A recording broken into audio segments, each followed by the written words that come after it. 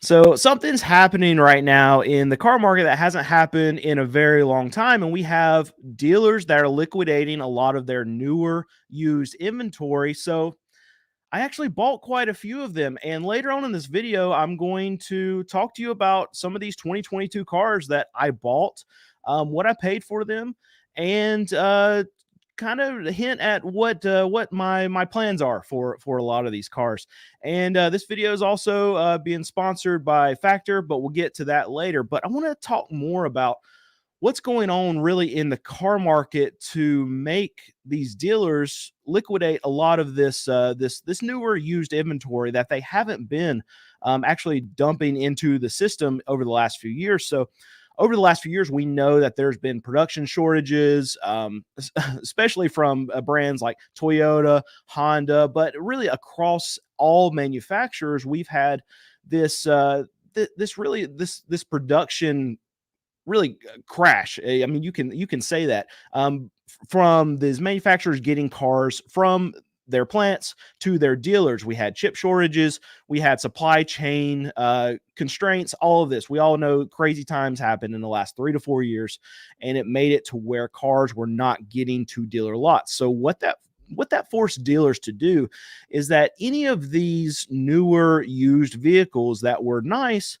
with low mileage, they would end up keeping on their lot for themselves because they weren't getting new vehicles and they had to have some kind of inventory some way. So, what they would traditionally do before all the craziness happened was that just about all the used cars, if they weren't perfect, and had almost no miles, they would send these cars straight to auction where used car dealers like myself would buy them, and then this is what used car dealers would retail on their lot.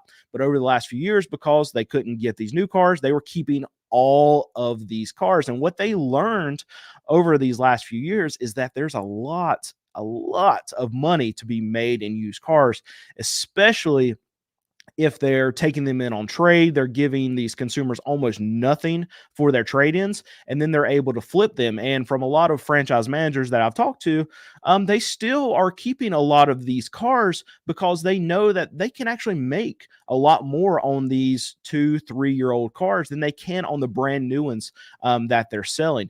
And this is an element of just them really waking up and knowing that okay, there's free money to be had here. They're giving these customers almost nothing for these trade-ins because they're just wrapping them up into the new deal that they're doing, and then they're selling them as a retail thing. Now, when you're looking at used cars versus new cars, obviously new cars don't need anything, but used cars, even if they're a year, 2 years old, they're going to need some detail work. They're going to need something that a lot of these new car dealers don't really want to deal with, but the money's there. So they were keeping a lot of them, and they were retailing them to the public. But now what we're seeing is because we're getting production that has caught up, and we're getting new cars on the ground at these new car dealerships.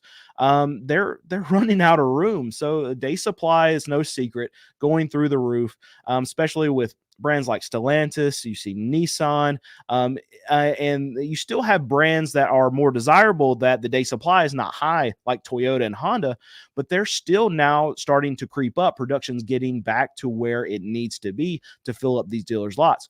And since these dealer lots are getting filled up, there's not a whole lot of room left over for these used cars like they have had over the last few years. And they don't have really floor plan space, and they need the capital. They need to start churning out a lot of these cars. And since they're not selling a lot of cars on their lots right now, because you could any kind of factor, you can talk about the economy, you can talk about interest rates, you can talk about prices just being too high, whatever the reason, they're not selling as many cars as they're actually getting in. So that's why you're seeing days of supply, days of inventory creeping up. And that's why you're seeing a lot of these dealers now trying to figure out ways to get cars off their lots.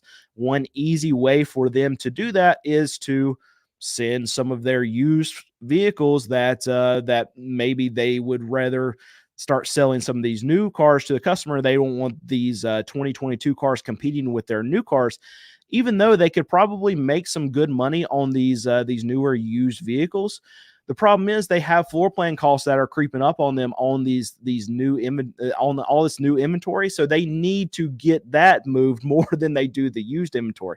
So what they can do to make room and get it off their lot is they can send them to auctions, and that's what we're seeing happen right now. And this is why I'm seeing a lot more of these newer vehicles that we haven't seen in the last few years pop up at these dealer lots. And then on top of that, you're getting used car dealers that are feeling the strain right now too. There's a lot of dealers that only deal in the 2020s, the 2021s, the 2022s, just cars that are 3-4 years old. That's all they'll keep on their lot.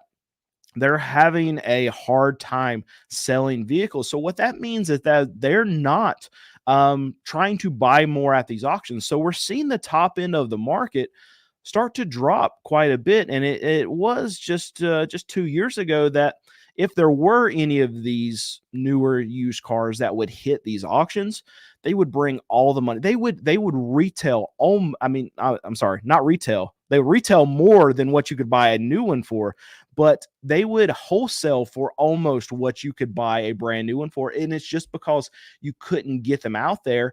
And then people were still buying. They were paying over the amounts for these used cars that they could buy a brand new one for. And it's just because you could not find the brand new one on the ground.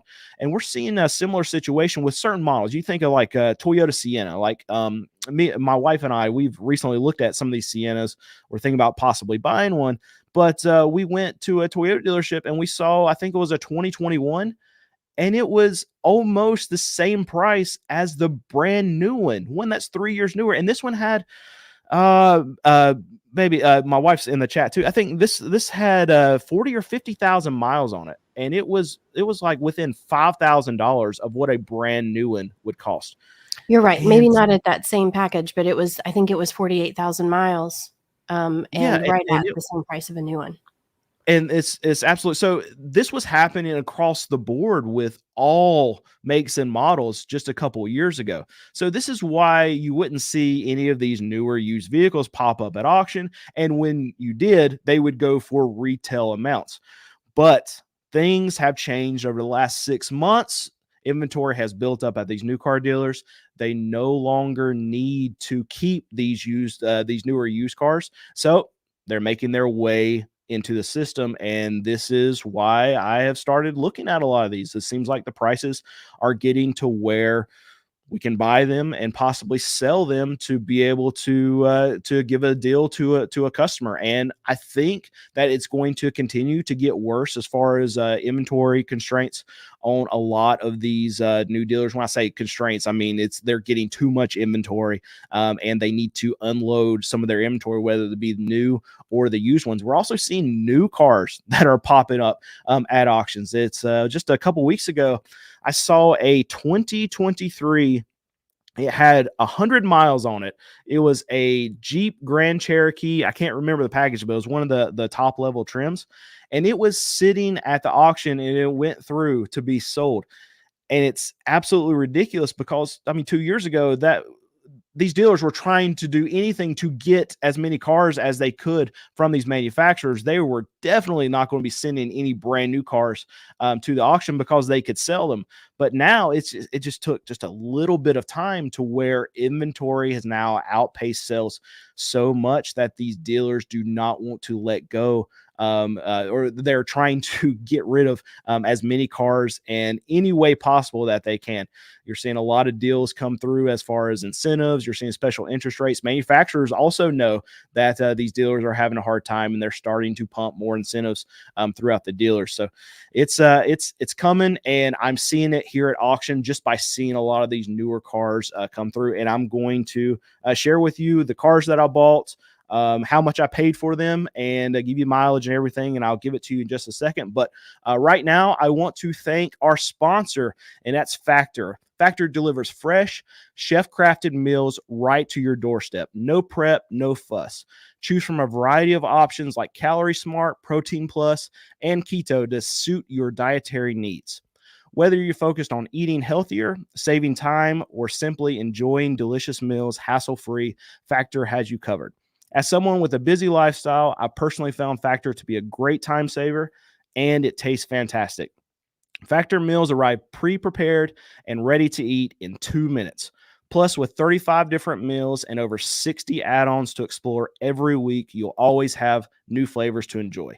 Enhance your order with Factor add-ons like protein juices, energy bites, veggie sides, desserts, and more. Visit factor75.com today and use code CQALive50 to get an incredible deal.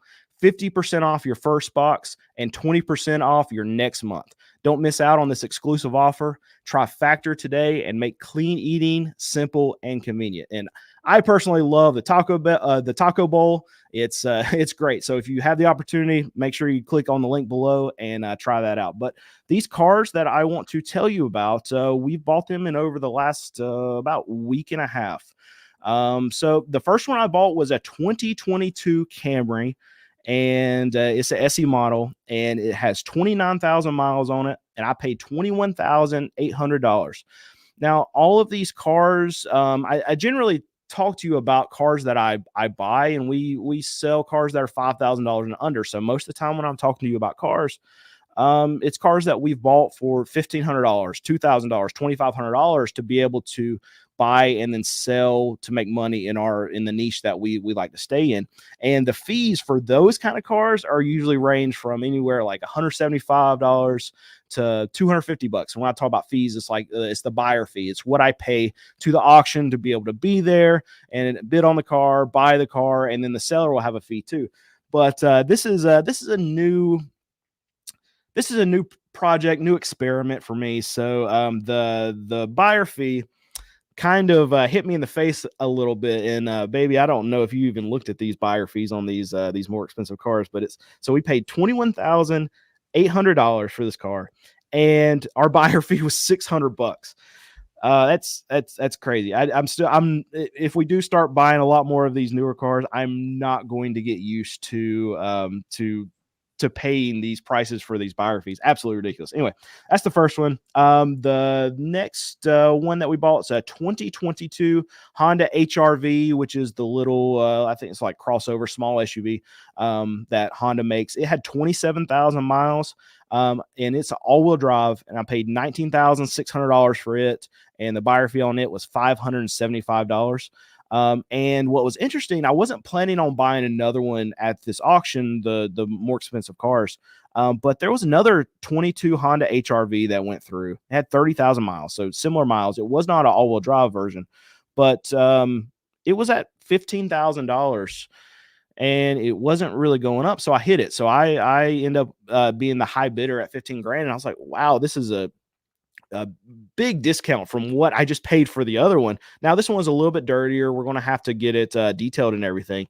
But they put it on they put it on a phone call, and all that means is that I didn't give enough money. My bid was not high enough to meet the seller's reserve or what they wanted. So they try to negotiate after the sale. And usually I'm talking to you about that from the auction, when you watch the auction videos that we have, and tell you that these cars are okay going to if big on a phone call, but I never really talk to you about the back end when I have to deal with it. So what ended up happening is, okay, I bid it off at $15,000. And then the auction called me a couple hours later and said, okay, the seller wants 16.5, and they're firm at it. And usually that's not, even if they say firm, that's not the case. I knew I would pay 16.5 for this car. But you want to at least try, at least ask to get the car cheaper than what they're trying to get for. So I said, oh, you know what? I'll come up, I'll pay $16,000 for it. And I'll buy it for that. So they go back to the seller, and then they call me back a little bit later. They're like, you know, we're already in this car too deep. We're losing money, whatever. We need 16.5 out of it. We'll just rerun it again next week.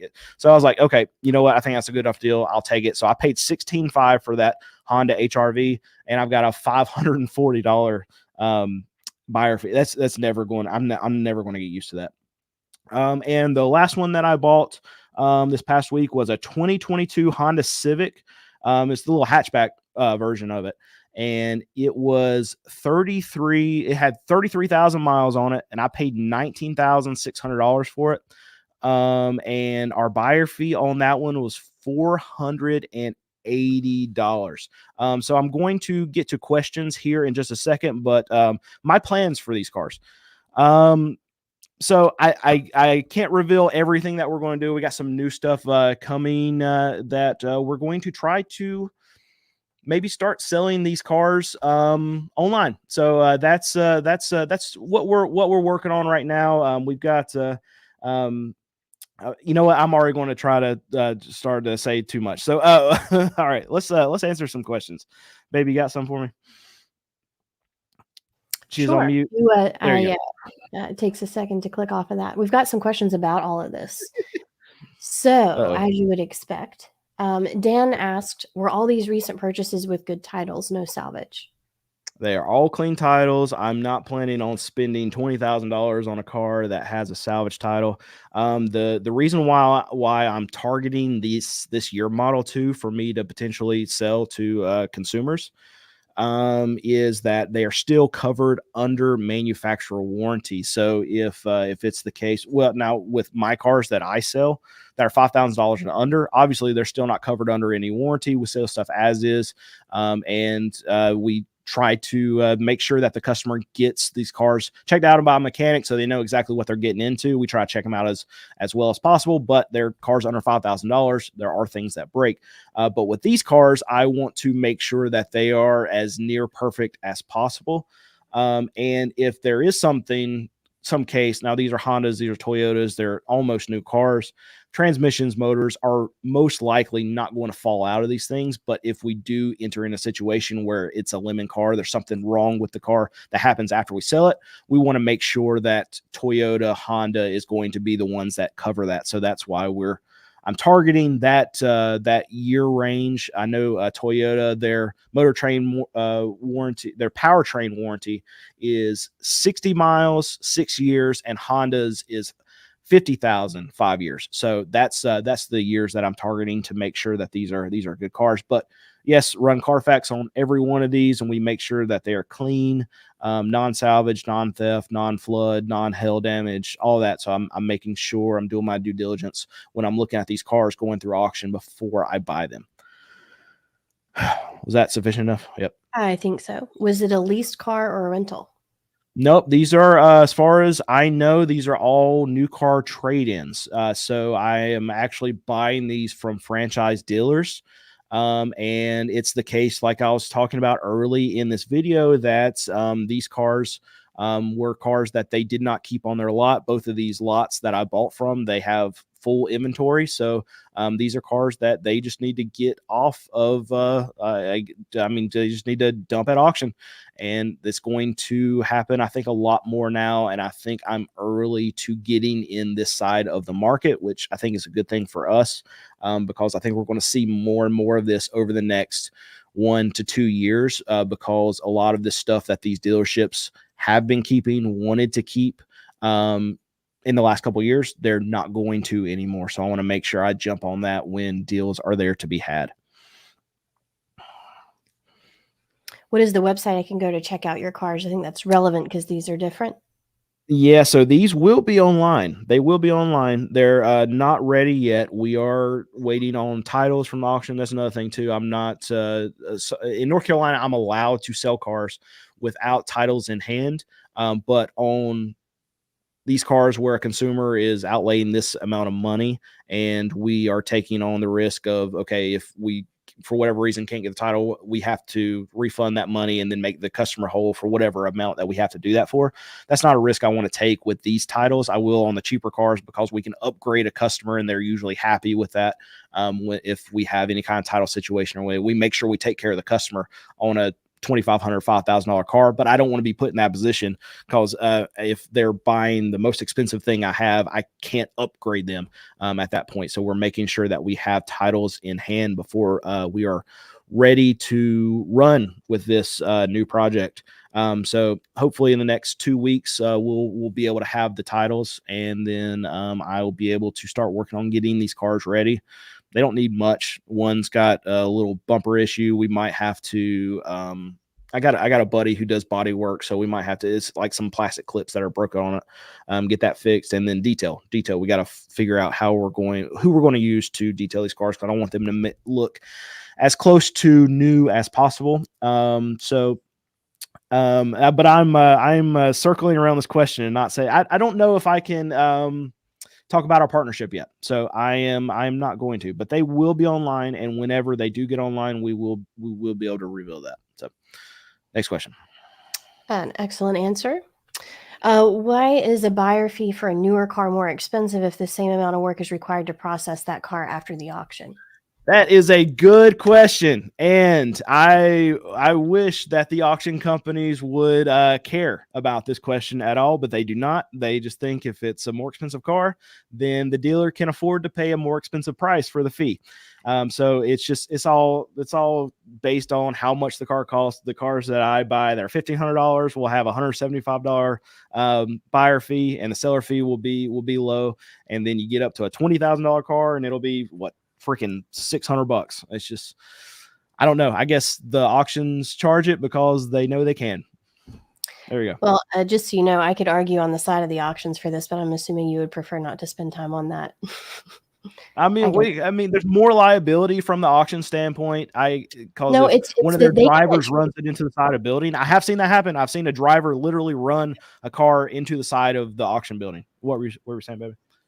The thing is that they're going to shoot for an average per car, and so you don't want to have a car that you're buying for $1,500 to have a $500 fee. And if that's the average that they're targeting, it doesn't make sense. They've got to tier it based on the price of the car to make it make sense for the buyer and the seller.